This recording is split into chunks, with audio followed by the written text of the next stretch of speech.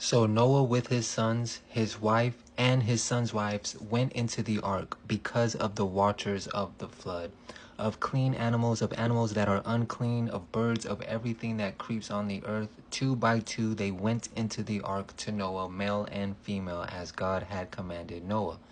Genesis chapter 7, verses 7 through 9, exegesis. So, faith that moves.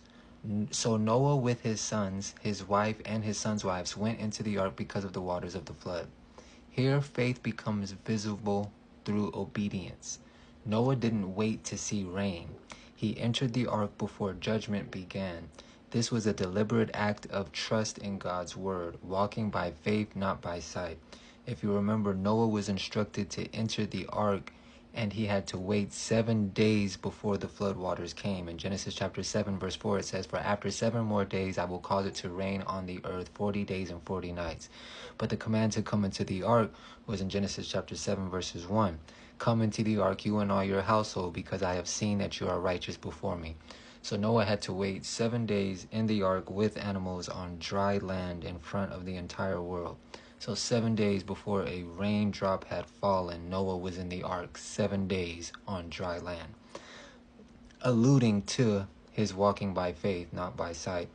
Noah's faith also influenced his entire family. Because of his steadfast belief, his sons, his wife, his sons' wives followed his example and entered the ark as well. A godly man's faith can become a shield of blessing for his household.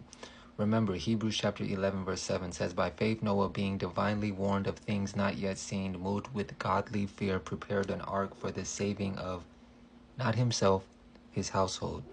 Faith that moves brings salvation. Faith that hesitates risks loss. So verses 8 and 9. Divine order and obedience. Of clean animals, of animals that are unclean, of birds, and of everything that creeps on the earth. 2 by 2 they went into the ark to Noah, male and female, as Yahweh had commanded Noah. These verses display God's sovereign order. Each creature, both clean and unclean, entered just as God had decreed, male and female, for preservation of life. Notice that the text says they went into the ark to Noah.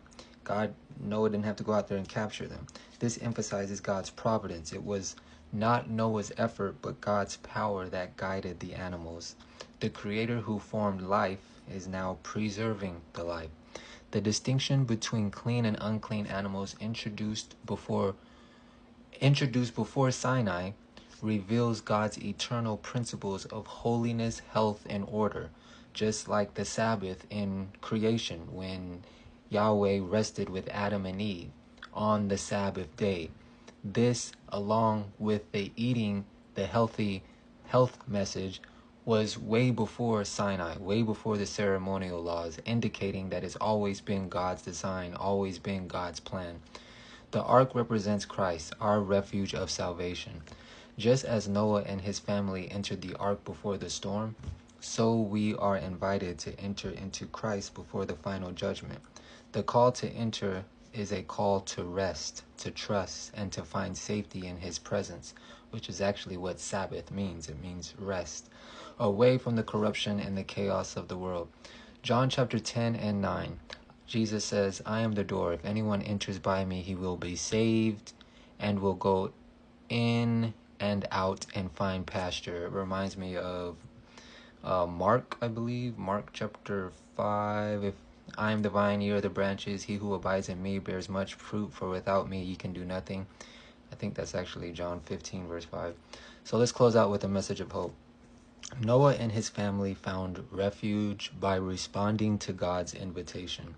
That same invitation is open to all who enter by faith today. In a world of rising storms, Christ still calls us to come into his safety, to find rest for our souls within his grace. Like in Matthew chapter 11, verses 28, "Come to me, all you who labor and are heavy laden, and I will give you rest." This is Genesis chapter 7, verses 7 through 9, exegesis.